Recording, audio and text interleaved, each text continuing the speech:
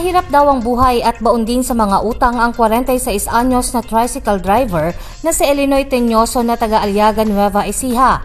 Pero hindi kailanman ito magiging dahilan upang masilaw siya sa pera kahit gaano pa kalaki ang halaga.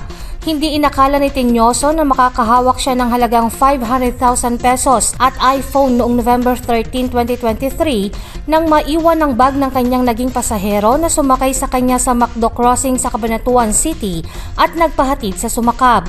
Kwento ni Teñoso, pagkahatid sa kanyang pasahero ay nagtungo ito sa isang kainan upang magmerienda nang mapansin niyang may umaaligid sa kanyang tricycle. At nang makitang may bag sa loob ay agad niyang nilapitan ng kanyang sasakyan. Naglalaman ng malaking halaga ng pera, iPhone, passport, IDs at iba pang mahalagang gamit ang bag. Kaya kaagad siyang bumalik sa crossing sa pag-aakalang bumalik din doon ang kanyang pasahero upang hanapin siya. Hindi ko in-increase yung pera na yon. Kahit gano'n man naghihirap kami, marami kami utang.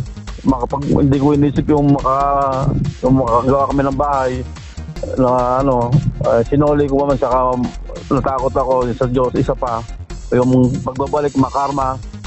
Ang may-ari ng mga naiwang pera at gamit ay tumawag naman daw sa naiwang cellphone at sa tulong ng kanyang mga kakilala ay nagawa niyang masagot ang tawag upang maibalik ang mga ito.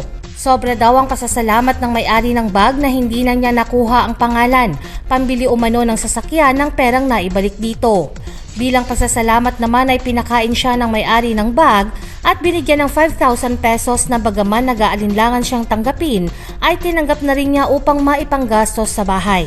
Galing daw kasi sa utang ang ipinangpatayo nila ng sariling bahay na buwanan nitong hinuhulugan sa pamamagitan ng pamamasada.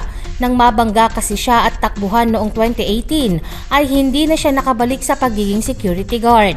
Dahil nadurog na rin ang buto sa kanyang paa ay kinailangan na itong lagyan ng bakal sa loob upang makalakad siya. Proud naman ang anak nitong si Jeline na sa kabila ng hirap ng kanilang sitwasyon ay mas pinairal nito ang kabutihan sa kapwa. Jovelyn Astrero para sa Balitang Unang Sigaw.